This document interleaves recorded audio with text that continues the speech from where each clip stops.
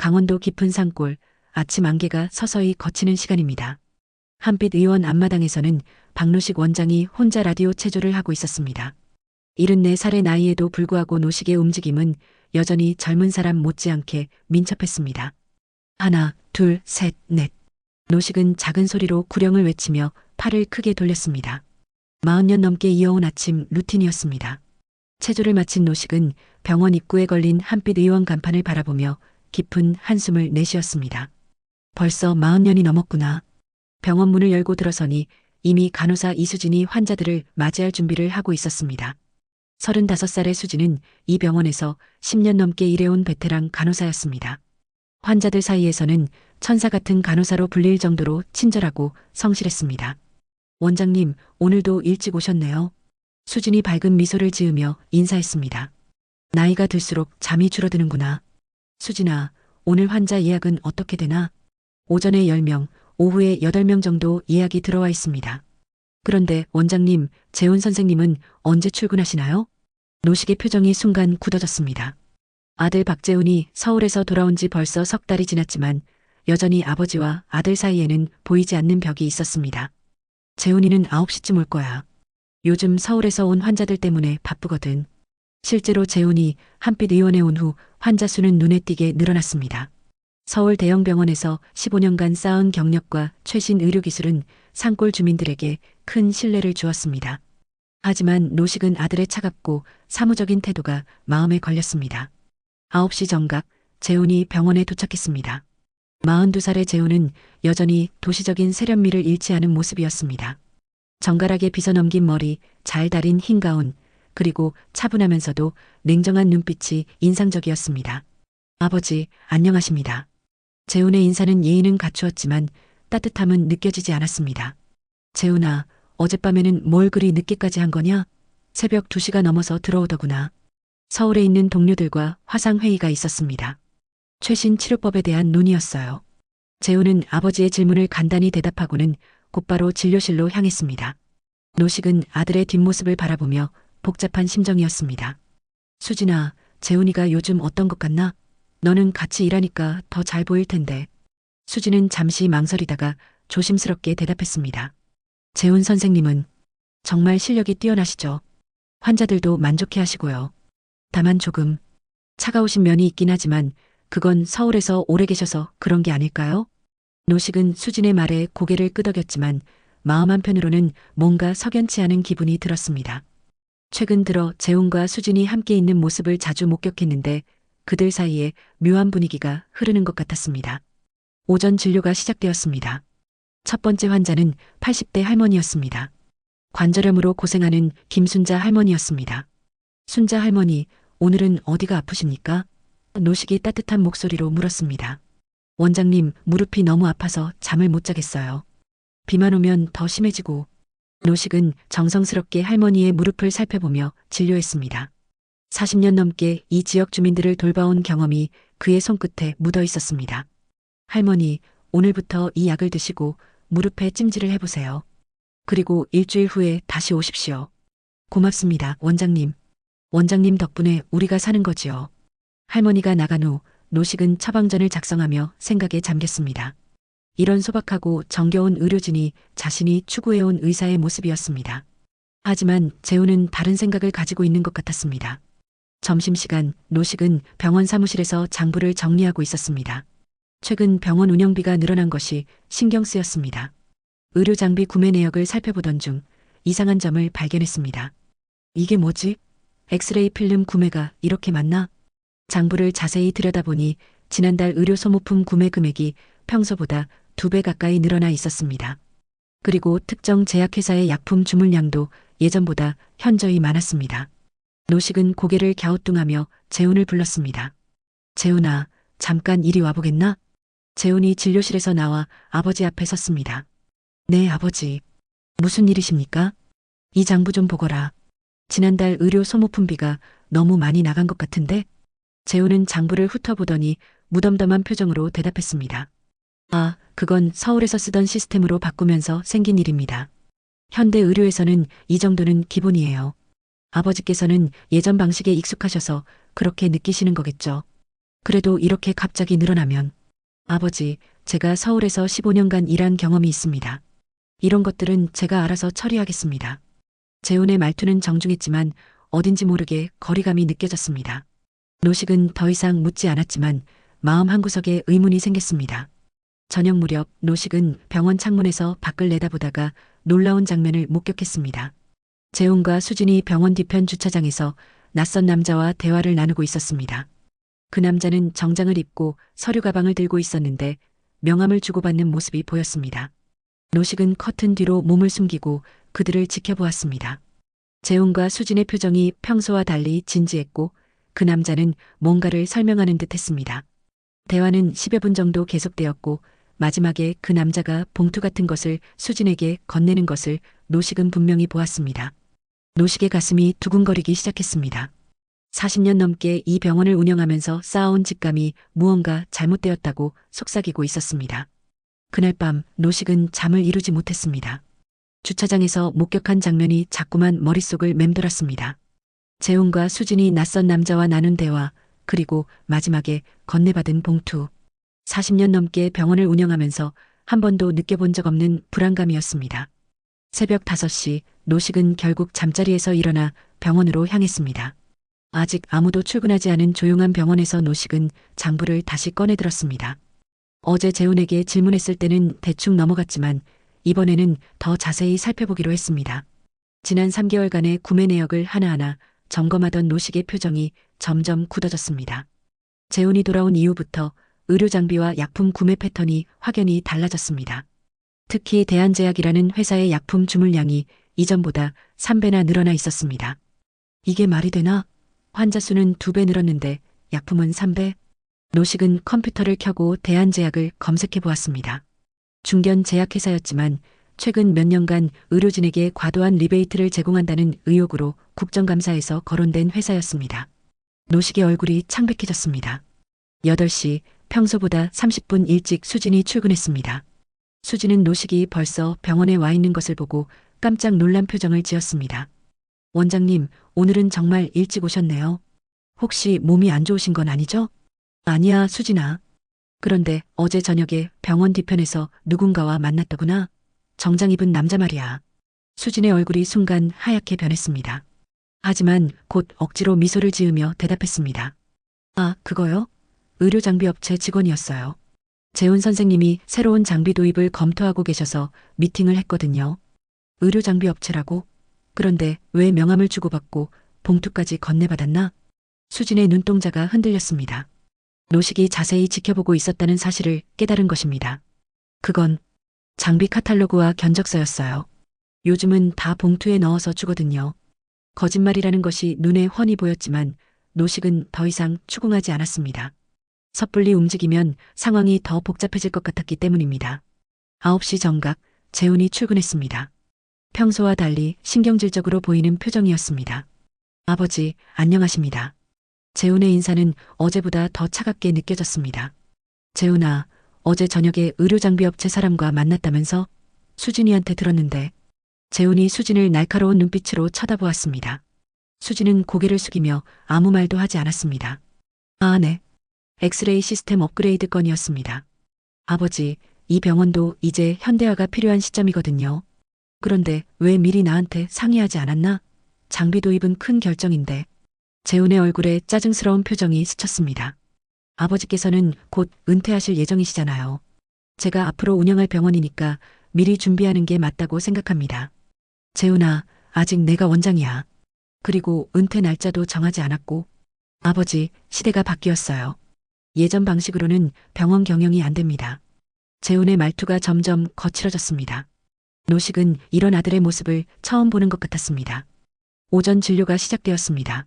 노식은 환자들을 진료하면서도 계속해서 재훈의 행동을 관찰했습니다. 재훈과 수진 사이에 묘한 긴장감이 흐르고 있었고 두 사람은 자주 눈짓을 주고받았습니다. 점심시간이 되자 재훈과 수진은 함께 밖으로 나갔습니다. 노식은 그들이 완전히 사라진 것을 확인한 후 재훈의 진료실로 향했습니다. 책상 위에는 각종 의료 서적과 함께 여러 제약회사의 카탈로그가 놓여 있었는데 유독 대한제약의 자료가 많았습니다. 노식은 서랍을 열어보았습니다. 환자의 프라이버시를 존중해야 한다는 원칙이 있었지만 병원의 안전을 위해서는 어쩔 수 없었습니다. 서랍 안에서 노식은 충격적인 문서를 발견했습니다. 대한제약과의 정식 계약서였습니다. 계약 내용을 자세히 읽어보니 월 300만 원 이상의 약품을 처방할 경우 처방액의 10%를 인센티브로 지급한다는 조항이 명시되어 있었습니다. 이런, 이게 리베이트 계약서잖아. 더 충격적인 것은 계약서 하단에 재훈의 서명과 함께 수진의 이름도 포함되어 있다는 사실이었습니다. 간호사인 수진도 이 거래에 깊숙이 연루되어 있었던 것입니다. 노식의 손이 떨리기 시작했습니다. 계약서를 더 자세히 살펴보니 지난달에만 500만 원의 인센티브가 지급된 것으로 기록되어 있었습니다. 한 달에 500만 원씩이면 1년에 6천만 원? 40년 넘게 쌓아온 병원의 명예와 신뢰가 하루아침에 무너질 수 있는 상황이었습니다. 더 심각한 것은 환자들이 불필요한 약을 처방받고 있다는 사실이었습니다. 오후 2시 재훈과 수진이 점심 식사를 마치고 돌아왔습니다. 둘의 표정이 평소와 달리 어두웠습니다. 뭔가 중요한 이야기를 나눈 것 같았습니다. 아버지, 점심 드셨어요? 재훈이 평소보다 조심스럽게 물었습니다. 그래, 잘 먹었다. 너희들은 어디서 먹었나? 읍내 식당에서 간단히 먹었습니다. 수진이 대답했지만 목소리에 긴장감이 묻어났습니다. 오후 진료가 시작되자 노식은 재훈의 처방을 유심히 관찰했습니다. 감기로 온 환자에게 재훈은 평소보다 3배나 많은 약을 처방했습니다. 해열제, 기침약, 소화제까지 불필요해 보이는 약들이 모두 포함되어 있었고 그 모든 것이 대한제약 제품이었습니다. 재훈아, 감기 환자한테 이렇게 많은 약이 필요한가? 아버지, 요즘 감기는 합병증이 많아요. 미리 예방하는 게 좋습니다. 노식의 의심은 확신으로 바뀌었습니다. 아들이 정말로 리베이트를 받고 과다 처방을 하고 있었던 것입니다. 저녁 6시 마지막 환자가 나간 후 재훈과 수진은 또다시 진료실에서 조용히 대화를 나누었습니다. 노식은 멀리서 그들의 모습을 지켜보았습니다. 두 사람의 표정이 심각했고 수진이 무언가를 걱정하는 듯한 제스처를 취하고 있었습니다. 노식은 가슴이 답답해지는 것을 느꼈습니다. 아들을 믿고 싶었지만 증거는 너무나 명확했습니다. 이 상황을 어떻게 해결해야 할지 막막하기만 했습니다. 그날 밤 노식은 집에서도 잠들지 못하고 계속해서 뒤척였습니다. 재훈의 서랍에서 발견한 리베이트 계약서가 머릿속에서 떠나지 않았습니다. 새벽 3시가 넘어서야 겨우 잠이 들었지만 악몽 같은 꿈만 반복되었습니다. 다음 날 아침 노식은 평소보다 일찍 병원에 도착했습니다. 아직 아무도 오지 않은 병원에서 노식은 지난 1년간의 처방전을 모두 꺼내어 검토하기 시작했습니다. 재훈이 돌아오기 전과 후의 처방 패턴을 비교해보고 싶었기 때문입니다. 1시간 넘게 처방전들을 살펴본 결과 노식의 의심은 더욱 확고해졌습니다. 재훈이 온 후 대한제약 약품의 처방량이 무려 4배나 늘어나 있었습니다. 특히 감기나 소화불량 같은 가벼운 증상에도 고가의 약품들이 과도하게 처방되고 있었습니다. 이건 명백한 과다 처방이야. 노식은 한숨을 내쉬며 처방전들을 정리했습니다. 환자들이 불필요한 약값을 지불하고 있다는 생각에 가슴이 답답해졌습니다. 8시 수진이 출근했습니다. 평소와 달리 화장을 진하게 한 모습이었는데 그래도 피곤한 기색을 완전히 가릴 수는 없었습니다. 원장님, 오늘도 일찍 오셨네요. 요즘 잠을 잘 못 주무시는 것 같은데 괜찮으세요? 수진아, 나 대신 좀 물어보고 싶은 게 있어. 환자들이 요즘 약값에 대해서 뭐라고 하나? 혹시 비싸다고 불만을 표하는 사람들은 없나? 수진의 표정이 순간 굳어졌습니다. 그런 특별한 불만은 없는 것 같은데요? 다들 재훈 선생님 실력을 인정하시니까 약값이 좀 나와도 이해해 주시는 것 같아요. 거짓말이라는 것이 눈에 훤히 보였습니다. 실제로 지난주에 김순자 할머니가 약값이 너무 많이 나온다고 푸념했던 것을 노식은 기억하고 있었습니다. 9시 재훈이 출근했습니다. 어제보다 더 날카로운 표정이었습니다. 재훈은 아버지와 눈을 마주치지 않으려는 듯 고개를 돌리며 인사했습니다. 재훈아, 잠깐 이야기 좀 하자. 아버지, 곧 환자들이 올 시간인데 나중에 하면 안 될까요? 중요한 일이야. 지금 당장 해야 해. 노식의 단호한 목소리에 재훈은 어쩔 수 없이 아버지를 따라 원장실로 들어갔습니다. 재훈아, 솔직하게 대답해라. 대한제약이랑 무슨 계약을 한 거냐? 재훈의 얼굴이 창백해졌습니다. 아버지가 이미 모든 것을 알고 있다는 것을 깨달은 것입니다. 아버지, 그게 무슨... 거짓말하지 마라. 내가 다 봤어. 서랍에 있던 계약서 말이야. 재훈은 잠시 말을 잇지 못하다가 결국 포기한 듯한 표정을 지었습니다. 아버지께서 알아버리셨군요. 하지만 이건 현대 의료계에서는 당연한 일입니다. 서울 대형 병원들은 다 이런 식으로 운영돼요. 당연한 일이라고? 환자들한테 불필요한 약을 처방해서 돈을 받는 게 당연하다는 거냐? 불필요한 게 아니에요. 예방 차원에서 처방하는 거예요. 아버지는 옛날 방식만 고집하시니까 이해 못 하시는 거죠. 재훈의 목소리에는 더 이상 존경이나 애정이 느껴지지 않았습니다. 오히려 짜증과 무시의 감정이 묻어났습니다. 재훈아, 이건 의료법 위반이야. 리베이트를 받는 건 불법이라고. 아버지, 세상이 바뀌었어요. 법도 현실을 다 따라잡지 못해요. 이 산골에서 평생 갇혀 지내신 아버지는 모르시겠지만 요즘 의료계는 이런 식으로 돌아가고 있어요. 노식은 아들의 말에 충격을 받았습니다. 언제부터 재훈이 이렇게 냉정하고 계산적인 사람이 되었는지 이해할 수 없었습니다. 그럼 수진이도 이 일에 연루된 거냐? 수진 씨는 제가 부탁해서 도와주는 거예요. 간호사로서 약품 관리를 해야 하니까요. 부탁이라고? 수진이도 돈을 받고 있잖아. 재훈이 잠시 당황한 표정을 지었습니다. 아버지가 계약서의 세부 내용까지 파악하고 있다는 것을 깨달았기 때문입니다. 아버지, 이 문제는 조용히 넘어가세요. 괜히 소란 피우면 병원 전체가 피해를 봅니다. 조용히 넘어가라고? 환자들을 속이고 있는데? 속이는 게 아니라 더 나은 의료 서비스를 제공하는 거예요. 아버지는 이해 못 하시겠지만요. 그때 갑자기 원장실 문이 열리며 수진이 들어왔습니다. 수진의 얼굴은 긴장으로 굳어 있었습니다. 원장님, 재훈 선생님, 혹시 제 이야기하고 계신 건가요? 노식은 수진을 바라보며 물었습니다. 수진아, 너도 이 일에 대해서 할 말이 있겠지? 수진은 잠시 망설이다가 결국 입을 열었습니다. 원장님, 저희가 한 일이 잘못된 건 알고 있어요. 하지만 이미 시작된 일이고 갑자기 중단하면 큰 문제가 생길 수 있어요. 무슨 문제 말이야? 수진이 재훈을 힐끗 바라보더니 조심스럽게 말했습니다. 원장님, 혹시 10년 전에 있었던 이춘식 씨 사건 기억하세요? 노식의 얼굴이 순간 창백해졌습니다. 이춘식은 10년 전 노식이 수술했던 환자였는데 수술 중 예상치 못한 합병증으로 사망한 케이스였습니다. 당시 의료진의 실수는 아니었지만 노식은 지금까지도 그 일에 대해 죄책감을 가지고 있었습니다. 그 일이 지금 무슨 상관이 있다는 거야? 수진이 더욱 조심스럽게 말을 이어갔습니다. 저희가 조사해보니 당시 수술 과정에서 약간의 문제가 있었던 것 같아요. 만약 이 사실이 알려지면 뭐라고? 그때는 분명히 의료진 실수가 아니라고 결론이 났었는데 재훈이 차갑게 말했습니다. 아버지, 결론이야 어떻게 나든 상관없어요. 유족들이 다시 문제를 제기하면 병원 이미지에 큰 타격이 될 거예요. 그런데 저희가 지금 하고 있는 일이 문제가 된다면 노식은 아들과 수진이 자신을 협박하고 있다는 것을 깨달았습니다. 과거의 아픈 기억을 이용해서 입을 막으려는 것이었습니다. 너희들이 지금 나를 협박하는 거냐? 협박이 아니라 현실적인 조언이에요. 재훈이 냉정하게 대답했습니다. 노식은 가슴이 답답해지는 것을 느꼈습니다. 아들과 수진이 이렇게까지 변할 줄은 꿈에도 생각하지 못했습니다. 아버지, 이제 시대가 바뀌었어요. 아버지께서 물러나시고 저희가 병원을 운영하게 해주세요. 그게 모두를 위해서 좋은 일이에요. 수진도 덧붙였습니다. 원장님, 저희는 원장님을 존경해요. 하지만 이제는 새로운 방식이 필요한 시점이에요.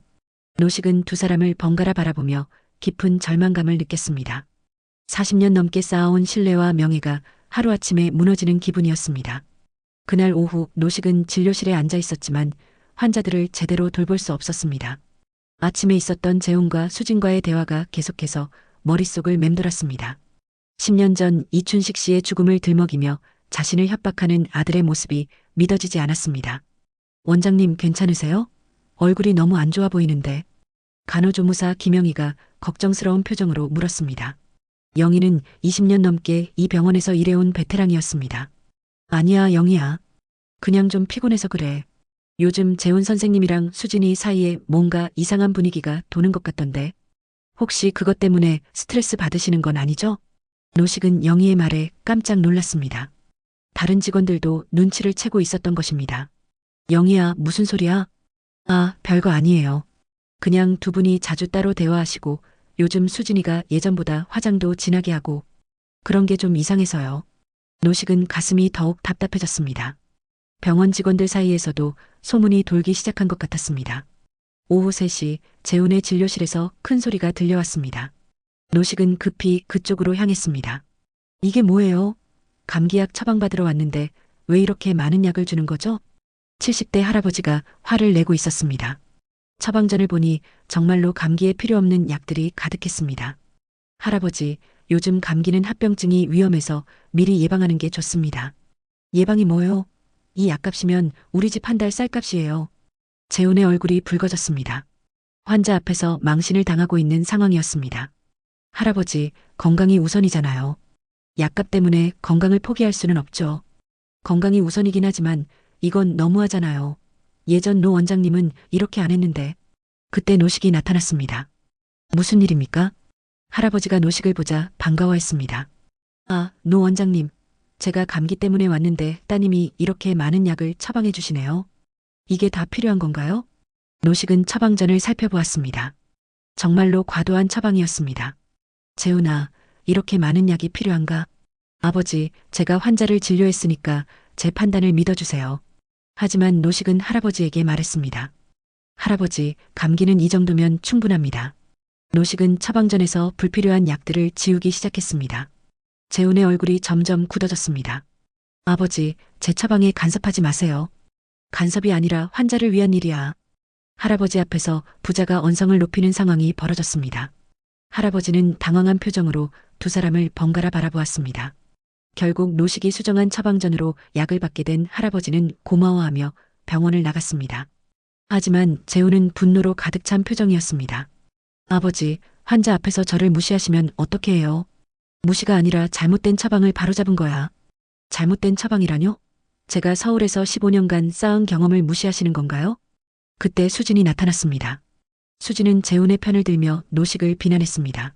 원장님, 재훈 선생님은 최신 의학 지식을 갖고 계세요. 예방의학의 중요성을 아시잖아요. 예방의학이라고? 이건 예방이 아니라 과다 처방이야. 수진의 목소리가 점점 높아졌습니다. 원장님께서는 옛날 방식만 고집하세요. 시대가 바뀌었다고요. 노식은 수진의 변한 모습에 충격을 받았습니다. 10년 넘게 함께 일하면서 한 번도 이렇게 대들어본 적이 없었기 때문입니다. 그날 저녁 병원이 문을 닫은 후 재훈과 수진은 따로 만나 대화를 나누었습니다. 노식은 멀리서 그들을 지켜보았습니다. 재훈아, 이제 어떻게 할 거야? 아버지가 계속 방해하시면. 걱정하지 마, 수진아. 내가 다 계획이 있어. 무슨 계획? 재훈이 가방에서 서류를 꺼냈습니다. 이춘식 씨 사건 자료야. 당시 수술 과정을 다시 분석해봤는데 명백한 의료 과실이 있었어. 수진이 놀란 표정을 지었습니다. 정말이야? 그럼 원장님이. 그래, 아버지가 우리 일에 계속 간섭하면 이 자료를 유족들에게 넘길 거야. 그건 너무 심한 거 아니야? 심해? 아버지가 먼저 우리를 방해하고 있잖아. 우리도 살아야 하는데. 수진은 잠시 망설이다가 고개를 끄덕였습니다. 알았어. 그런데 정말 마지막 수단으로만 써야 해. 노식은 그들의 대화를 들으며 온몸이 떨리는 것을 느꼈습니다. 아들이 자신을 완전히 제거하려는 계획을 세우고 있었던 것입니다. 다음 날 아침 노식은 병원에 출근하자마자 이춘식 씨의 수술 기록을 다시 꺼내어 살펴보았습니다. 10년 전의 기억이 되살아났습니다. 당시 이춘식 씨는 충수염 수술을 받았는데 수술 도중 예상치 못한 대량 출혈이 발생했습니다. 노식은 최선을 다해 지혈을 시도했지만 결국 환자를 살리지 못했습니다. 당시 의료진 회의에서는 의료진의 과실이 아닌 예측 불가능한 합병증으로 결론 지어졌습니다. 하지만 재훈의 말이 계속 신경 쓰였습니다. 정말로 자신이 놓친 부분이 있었을까요?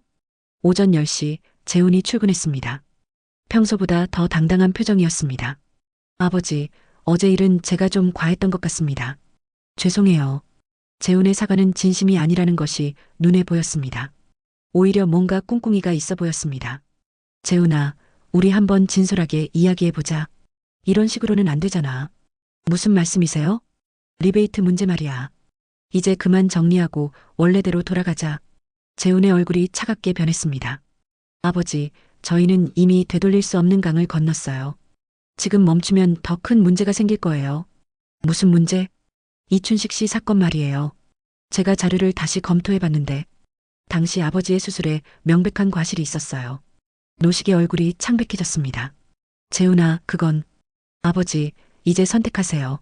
조용히 은퇴하시고 병원을 저희에게 맡기시든지 아니면 과거의 실수가 세상에 알려지든지.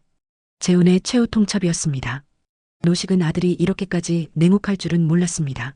재훈의 최후 통첩을 받은 노식은 며칠간 잠을 이루지 못했습니다. 10년 전 이춘식 씨 사건에 정말로 자신의 과실이 있었는지 계속해서 의심했습니다. 당시의 수술 과정을 수백 번도 넘게 되짚어봤지만 명확한 답을 찾을 수 없었습니다. 목요일 아침 노식은 평소보다 늦게 병원에 도착했습니다. 밤새 고민하느라 잠을 거의 자지 못했기 때문입니다. 그런데 병원 앞에 낯선 차 한 대가 서 있었고 정장을 입은 남자 2명이 병원 입구에서 기다리고 있었습니다. 박노식 원장님이십니까? 네, 그런데 누구시죠? 저희는 강원도 보건소 의료감사팀입니다. 신고가 들어와서 나왔습니다. 노식의 가슴이 철렁 내려앉았습니다. 누군가가 병원의 리베이트 문제를 신고한 것이었습니다. 무슨 신고 말씀이신지. 대한제약과의 불법 리베이트 계약에 대한 신고입니다. 병원 내부를 조사해야 하겠습니다. 노식은 당황스러운 마음으로 감사관들을 병원 안으로 안내했습니다. 이미 출근해 있던 재훈과 수진의 표정이 순간 굳어졌습니다. 재훈 선생님, 이분들이 보건소 감사팀이십니다. 재훈은 침착한 척했지만 손이 미세하게 떨리는 것을 노식은 놓치지 않았습니다.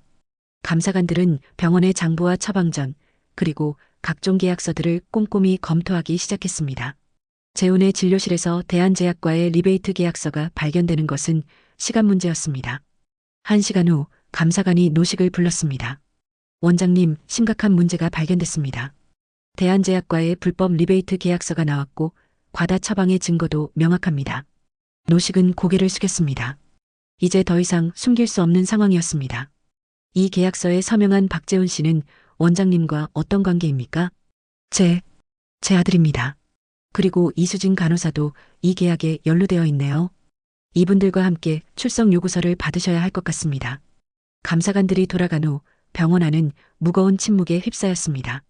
직원들은 무슨 일이 일어났는지 정확히 모르지만 심상치 않은 분위기를 감지하고 있었습니다. 재훈이 노식에게 다가왔습니다. 아버지, 누가 신고한 거죠? 나도 모르겠다. 하지만 이제 중요한 건 그게 아니야. 어떻게 수습할 것인가가 문제지. 수습이요? 이미 끝난 일인데 무슨 수습이 있어요? 재훈의 목소리에는 체념과 함께 분노가 섞여 있었습니다. 그때 수진이 떨리는 목소리로 말했습니다. 혹시 원장님이 신고하신 건 아니죠? 노식은 깜짝 놀라며 수진을 바라보았습니다. 내가 신고를 했다고? 내 아들을 신고했다는 거냐? 그럼 누가 했겠어요? 이 일을 아는 사람은 우리 셋뿐인데. 재훈도 의심스러운 눈빛으로 아버지를 바라보았습니다.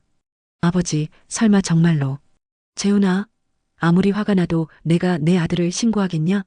하지만 재훈과 수진의 의심은 쉽게 사라지지 않았습니다. 오히려 더욱 깊어지는 것 같았습니다. 그날 오후 더 큰 충격이 기다리고 있었습니다. 지역 신문사 기자가 병원을 찾아온 것입니다. 안녕하세요. 강원일보 김 기자입니다.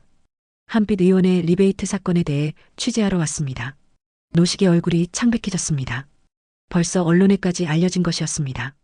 기자님, 아직 확정된 것도 없는데 왜 취재를? 제보를 받았습니다. 한빛 의원이 대한제약으로부터 월 수백만 원의 리베이트를 받고 환자들에게 과다 처방을 했다는 제보였습니다. 제보라뇨? 누가 제보를 했습니까? 제보자는 밝힐 수 없지만 상당히 구체적인 증거를 가지고 있었습니다. 계약서 사본과 처방전까지 함께 보내왔거든요. 노식은 머리가 어지러워지는 것을 느꼈습니다. 누군가가 의도적으로 이 사건을 세상에 알리려 하고 있었습니다. 기자가 돌아간 후 노식은 재훈과 수진을 불러 모았습니다. 누가 그랬는지 모르겠지만 이제 상황이 심각해졌어. 언론에까지 알려졌어. 재훈이 차갑게 대답했습니다. 아버지께서 저희를 믿지 못하고 신고하신 결과 아닌가요? 재훈아, 나는 정말로 신고하지 않았어. 그럼 누가 했겠어요? 외부 사람이 우리 내부 사정을 어떻게 알겠어요? 수진도 동조했습니다. 원장님, 저희는 원장님을 믿었는데 배신감이 너무 커요. 노식은 억울했지만 설명할 방법이 없었습니다. 정말로 자신이 신고한 것이 아닌데도 아무도 믿어주지 않았습니다. 그날 저녁 더욱 충격적인 일이 벌어졌습니다. 이춘식 씨의 유족이 병원을 찾아온 것입니다. 박 원장님, 저희 아버지 수술권으로 왔습니다. 노식은 가슴이 쿵 떨어지는 것을 느꼈습니다. 10년 전 일이 다시 수면 위로 떠오른 것입니다. 무슨 말씀이신지. 누군가가 저희에게 전화를 했어요. 아버지 수술에 의료진 과실이 있었다고 하더라고요. 그리고 증거 자료도 보내주겠다고 했고요. 이춘식 씨의 아들은 분노로 가득 찬 표정이었습니다. 10년 동안 아버지가 돌아가신 걸 의료진 과실이 아니라고 믿고 살았는데 알고 보니 그게 아니었다는 거 아닙니까? 아닙니다. 정말로 당시에는 박 원장님, 진실이 뭔지 확실히 밝혀야겠어요. 저희는 법적 대응을 할 생각입니다. 유족이 돌아간 후 노식은 주저앉고 말았습니다. 리베이트 사건과 10년 전 의료사고까지 동시에 불거진 것입니다. 재훈이 아버지 앞에 나타났습니다. 아버지, 이제 어떻게 하실 건가요? 재훈아, 정말로 내가 이춘식 씨 유족에게 연락한 거냐? 재훈은 잠시 침묵하다가 차갑게 대답했습니다. 아버지께서 먼저 저희를 배신하셨잖아요. 배신이라니. 보건소에 신고하시고 이제 와서 뭘 더 바라세요? 노식은 아들이 정말로 복수를 하고 있다는 것을 깨달았습니다. 자신이 신고했다고 믿고 있는 재훈이 이춘식 씨 유족들에게 연락한 것이었습니다. 재훈아, 나는 정말로 신고하지 않았어. 믿어다오. 이제 와서 그런 말씀하셔도 소용없어요. 이미 모든 게 끝났어요. 그날 밤 지역 뉴스에서 한빛 의원의 리베이트 사건이 보도되었습니다. 40년 넘게 쌓아온 병원의 명성이 하루아침에 무너져 내렸습니다. 노식은 텔레비전 앞에 앉아 뉴스를 보며 눈물을 흘렸습니다. 모든 것이 한순간에 무너져 내리는 기분이었습니다. 리베이트 사건이 언론에 보도된 후 일주일이 지났습니다. 한빛 의원에는 더 이상 환자들이 찾아오지 않았습니다. 40년 넘게 지역 주민들의 신뢰를 받아온 병원이 하루아침에 외면받는 현실이었습니다. 노식은 텅 빈 병원에 혼자 앉아 있었습니다. 재훈과 수지는 사건이 터진 후 병원에 나오지 않고 있었습니다. 간호조무사 김영희만이 노식과 함께 남아 있었습니다. 원장님, 이제 어떻게 하실 건가요? 영희의 목소리에는 걱정이 가득했습니다. 영희야, 미안해. 너까지 이런 일에 휘말리게 해서. 원장님, 저는 괜찮아요. 하지만 원장님이 너무 힘들어 보여서 걱정돼요. 노식은 영희의 따뜻한 말에 눈물이 날 것 같았습니다. 이런 어려운 상황에서도 자신을 믿어주는 사람이 있다는 것이 위로가 되었습니다. 그날 오후 예상치 못한 방문객이 나타났습니다. 10년 전 돌아가신 이춘식 씨의 부인 김순덕 할머니였습니다. 할머니, 어떻게 오셨어요? 순덕 할머니는 지팡이를 짚고 천천히 걸어 들어왔습니다. 얼굴에는 깊은 주름이 패여 있었지만 눈빛만은 또렷했습니다.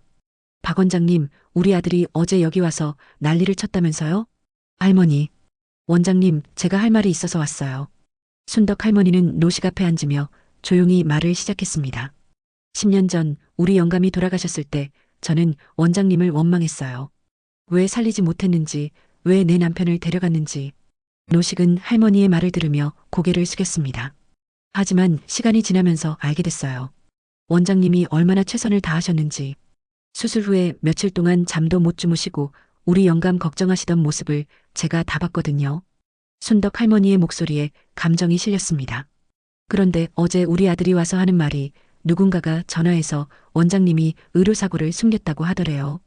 그래서 제가 왔어요. 할머니, 원장님, 저는 알아요.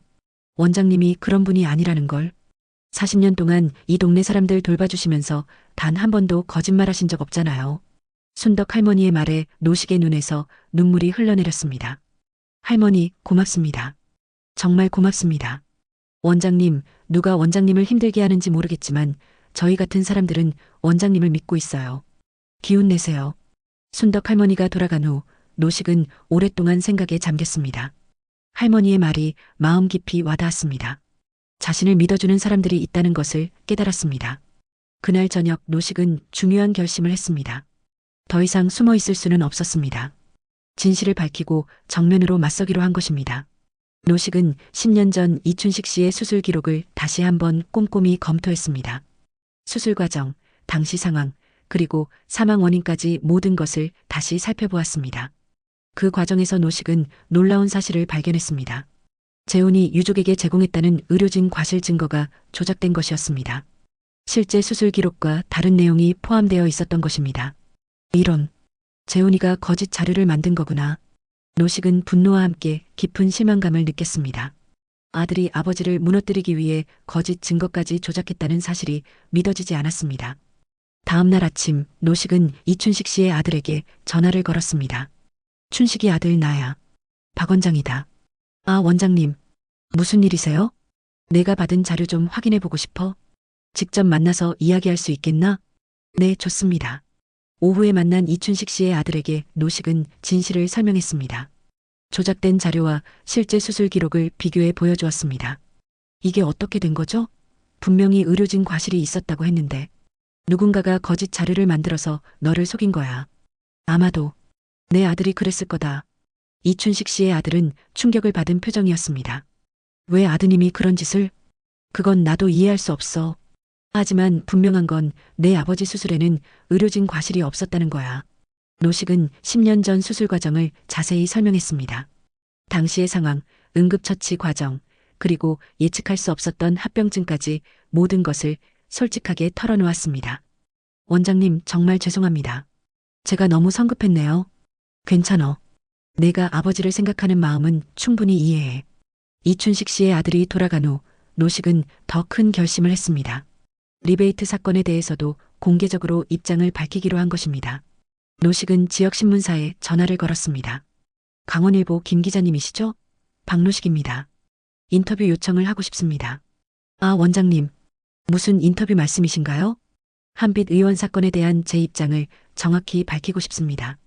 그리고 사과할 일은 사과하고 해명할 일은 해명하겠습니다. 다음 날 노식은 신문사와 인터뷰를 했습니다. 리베이트 사건의 전말을 솔직하게 털어놓았습니다. 자신은 몰랐지만 아들과 간호사가 불법적인 일을 저질렀다는 것, 그리고 그에 대한 책임을 지겠다는 것을 분명히 했습니다. 저는 원장으로서 병원에서 일어난 모든 일에 책임이 있습니다. 비록 제가 직접 관여하지 않았더라도 제대로 관리하지 못한 것은 제 잘못입니다. 기자가 물었습니다. 그럼 아드님이 원장님 몰래 이런 일을 진행한 건가요? 네, 그렇습니다. 하지만 그것이 제 책임을 덜어주지는 않습니다. 원장으로서 마땅히 져야 할 책임입니다. 인터뷰 기사가 나간 후 지역사회의 반응이 나뉘었습니다. 일부는 노식의 용기와 책임감을 높이 평가했고 일부는 여전히 의심의 눈초리를 보냈습니다. 그런 가운데 뜻밖의 지지가 나타났습니다. 오랫동안 한빛 의원을 이용해온 환자들이 하나둘씩 노식을 찾아온 것입니다. 원장님, 저희는 원장님을 믿어요. 40년 동안 우리를 돌봐주신 분인데 이런 일로 포기하시면 안 돼요. 환자들의 지지에 노식은 새로운 희망을 얻었습니다. 진실과 정직함이 결국 사람들의 마음을 움직인다는 것을 깨달았습니다. 노식의 인터뷰가 신문에 실린 후 일주일이 지났습니다. 한빛 의원에는 조금씩 환자들이 돌아오기 시작했습니다.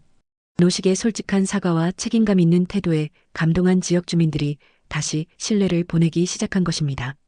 그런 가운데 재훈과 수진이 읍내에 새로운 병원을 열었다는 소식이 들려왔습니다. 미래의원이라는 이름으로 최신 장비를 갖춘 현대적인 병원이었습니다. 원장님, 재훈 선생님이 새 병원을 열었다면서요? 간호조무사 영희가 걱정스러운 표정으로 물었습니다. 그렇구나. 재훈이도 자기 길을 찾은 모양이네. 노식은 담담하게 대답했지만 마음 한편으로는 씁쓸했습니다. 아들이 아버지와 경쟁하는 상황이 되어버린 것입니다. 미래의원개원 첫 주, 재훈은 대대적인 홍보를 펼쳤습니다. 서울 대형병원 출신이라는 경력을 내세우고 최신 의료기술을 강조했습니다. 수진도 간호과장으로 함께 일하며 병원 운영에 적극적으로 참여했습니다. 처음에는 호기심 때문에 미래의원을 찾는 환자들이 꽤 있었습니다. 새로운 병원에 대한 기대감과 최신 장비에 대한 관심 때문이었습니다. 하지만 얼마 지나지 않아 문제가 생기기 시작했습니다. 재훈의 진료비가 지나치게 비쌌던 것입니다. 간단한 감기 치료에도 한빛 의원의 3배가 넘는 비용을 요구했습니다. 이게 뭐예요? 감기약 받는데 왜 이렇게 비싸요? 환자들의 불만이 터져나오기 시작했습니다. 재훈은 서울 스타일의 진료를 고집했지만 산골 마을 주민들에게는 부담스러운 수준이었습니다. 최신 의료기술에는 그만한 비용이 따르는 거예요. 건강이 우선이잖아요. 재훈의 설명에도 불구하고 환자들의 불만은 계속되었습니다. 특히 나이 든 환자들은 재훈의 차가운 태도를 견디기 어려워했습니다. 한편 한빛 의원에는 점점 더 많은 환자들이 돌아오고 있었습니다. 노식의 따뜻한 진료와 합리적인 치료비가 주민들의 마음을 다시 얻어가고 있었습니다. 원장님, 미래의원 갔다가 돌아온 환자들이 많아요. 영희가 기쁜 표정으로 말했습니다. 그래, 왜 그럴까? 재훈 선생님이 너무 차갑게 대한다는 거예요. 그리고 약값도 너무 비싸고. 노식은 복잡한 마음이었습니다. 아들의 병원이 어려워지는 것을 보는 게 마냥 기쁘지만은 않았습니다. 2달이 지난 후 미래 의원의 상황은 더욱 악화되었습니다. 환자 수가 급격히 줄어들면서 운영에 차질이 생기기 시작했습니다. 최신 장비를 도입하느라 많은 대출을 받았는데 그 이자 부담마저 만만치 않았습니다. 재훈과 수진 사이에도 갈등이 생기기 시작했습니다. 재훈아, 이러다가 정말 망하는 거 아니야? 수진이 불안한 목소리로 말했습니다. 조금만 기다려봐. 곧 환자들이 늘어날 거야. 언제까지 기다려? 벌써 2달째 적자인데. 수진의 목소리에는 짜증이 섞여 있었습니다. 한빛 의원에서 안정적으로 일할 때가 그리워지기 시작했습니다. 그럼 어떻게 하자는 거야? 포기하자는 거야? 포기는 아니지만 뭔가 다른 방법을 생각해봐야 하지 않을까? 재훈은 수진의 말에 화가 났습니다. 자신의 꿈과 야망이 무너져가는 것 같았기 때문입니다. 그런 가운데 결정적인 사건이 벌어졌습니다. 미래 의원에서 치료받던 환자가 병원의 과실로 인해 부상을 당한 것입니다. 70살 할아버지가 혈압약 처방을 받으러 왔는데 재훈이 용량을 잘못 계산해서 과다 복용으로 이어진 것이었습니다. 다행히 큰 사고는 아니었지만 할아버지는 며칠간 입원 치료를 받아야 했습니다. 이게 무슨 일이에요? 혈압약 처방도 제대로 못하면서 무슨 의사예요? 할아버지의 가족들이 병원으로 몰려와 항의했습니다. 재훈은 당황했지만 끝까지 자신의 실수를 인정하지 않았습니다. 이런 일은 어디서나 생길 수 있는 일입니다. 환자분이 복용법을 잘못 이해하신 것 같은데. 복용법을 잘못 이해했다고요? 처방 전에 명시된 대로 먹었는데요. 결국 이 사건은 지역사회에 큰 논란을 일으켰습니다. 재훈의 실력에 대한 의심이 제기되기 시작했고 미래 의원을 찾는 환자는 거의 없어졌습니다. 수지는 더 이상 참을 수 없었습니다. 재훈아, 나는 그만두겠어. 갑자기 왜? 지금 그만두면 어떻게 해? 이렇게 계속 가다가는 우리 둘 다 망해. 나는 다른 병원으로 가겠어. 수지는 짐을 싸서 병원을 떠났습니다. 재훈은 혼자 남게 되었습니다. 며칠 후 재훈은 대출금 상환 독촉을 받았습니다. 병원 운영이 어려워지면서 이자조차 제대로 갚지 못하는 상황이 된 것입니다. 그때 노식이 미래 의원을 찾아왔습니다. 아들의 어려운 상황을 들은 노식은 더 이상 지켜볼 수만 없었습니다. 재훈아. 재훈은 아버지를 보자 고개를 숙였습니다. 더 이상 당당할 수 없는 상황이었습니다. 아버지, 제가 틀렸습니다. 재훈아, 이제 집으로 돌아오지 않겠나? 재훈의 눈에서 눈물이 흘러내렸습니다. 모든 자존심과 야망이 무너진 순간이었습니다. 아버지를 배신하고 거짓말까지 했는데 저를 용서해 주실 수 있나요? 재훈아, 넌 내 아들이야. 아무리 실수해도 아버지는 너를 용서할 수밖에 없어. 노식은 아들을 따뜻하게 안아주었습니다. 오랫동안 쌓였던 갈등과 원망이 그 순간 모두 사라지는 것 같았습니다. 아버지, 정말 죄송합니다. 제가 너무 어리석었어요. 괜찮다, 재훈아. 이제 다시 시작하면 되는 거야. 부자는 오랫동안 껴안고 있었습니다. 진정한 화해의 순간이었습니다. 재훈이 한빛 의원으로 돌아온 지 1달이 지났습니다. 처음에는 어색했지만 아버지와 아들은 서서히 예전의 정을 되찾아가고 있었습니다. 재훈은 과거의 오만함을 버리고 겸손한 마음으로 환자들을 대하기 시작했습니다. 재훈아, 김순자 할머니 처방전 좀 봐주겠나? 네, 아버지. 할머니 관절염이 많이 호전된 것 같네요. 재훈은 더 이상 아버지의 진료 방식을 무시하지 않았습니다. 오히려 40년 넘게 쌓인 경험과 지혜를 배우려고 노력했습니다. 어느 날 오후 뜻밖의 방문객이 한빛 의원을 찾았습니다. 수진이었습니다. 3달 만에 보는 수진의 모습은 많이 초라해 보였습니다. 원장님, 재훈 선생님, 수진은 머뭇거리며 인사했습니다. 노식은 따뜻하게 맞이했습니다. 수진아, 어떻게 지냈나? 들어와서 앉아라. 원장님, 저 사과드리러 왔어요. 그동안 정말 죄송했습니다. 수진의 목소리에는 진심 어린 후회가 담겨 있었습니다. 수진아, 이제 지난 일이야. 중요한 건 앞으로 어떻게 할 것인가지. 재훈도 수진에게 다가갔습니다. 수진아, 미안해. 내가 너를 잘못된 길로 이끌었어. 아니에요, 재훈 선생님. 제가 욕심을 부린 거예요. 쉬운 길만 찾으려고 했던 제가 잘못한 거죠. 수진은 그동안의 경험을 털어놓았습니다. 미래 의원을 떠난 후 다른 병원에서 일했지만 어디서도 한빛 의원에서 느꼈던 따뜻함을 찾을 수 없었다고 했습니다. 원장님, 혹시 다시 여기서 일할 수 있을까요? 물론 예전처럼은 아니더라도. 노식은 재훈을 바라보았습니다. 재훈이 고개를 끄덕이자 노식도 미소를 지었습니다.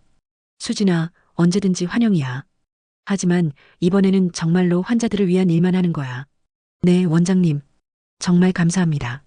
수진이 돌아온 후 한빛 의원은 완전히 예전의 모습을 되찾았습니다. 노식의 따뜻한 진료, 재훈의 전문적인 실력, 그리고 수진의 정성스러운 간호가 어우러져 더욱 좋은 병원이 되었습니다. 어느 날 노식은 재훈을 불러 중요한 이야기를 했습니다. 재훈아, 이제 병원을 너에게 맡기려고 해. 아버지, 아직은. 아니야, 이제 때가 됐어. 내가 많이 성장했거든. 노식은 재훈의 변화를 지켜보면서 확신했습니다. 아들이 진정한 의사로 거듭났다는 것을 말입니다. 하지만 아버지께서 완전히 손을 떼시는 건 아니죠? 물론이지. 나는 지역 주민들을 위한 무료 진료소를 열 생각이야. 경제적으로 어려운 분들을 도와드리고 싶어. 재훈은 아버지의 계획에 감동했습니다. 아버지, 제가 도와드릴게요. 한빛 의원의 수익 일부를 무료 진료소 운영비로 쓰면 어떨까요? 재훈아, 고맙다. 내가 이렇게 생각해주니까 정말 든든해. 부자는 서로를 이해하고 신뢰하는 진정한 동반자가 되었습니다. 몇 달 후 노식은 한빛 의원 옆에 작은 무료 진료소를 열었습니다. 사랑 나눔 진료소라는 이름으로 경제적으로 어려운 주민들에게 무료로 진료를 제공했습니다. 개소식 날 많은 지역 주민들이 축하하러 찾아왔습니다. 10년 전 돌아가신 이춘식 씨의 부인 김순덕 할머니도 나타났습니다. 원장님, 정말 대단하세요. 이런 일을 하시다니. 할머니, 제가 할 수 있는 일이 이 정도라도 하는 거죠. 원장님 같은 분이 계셔서 우리가 얼마나 든든한지 몰라요. 진료소 개소식에는 예상치 못한 손님도 왔습니다.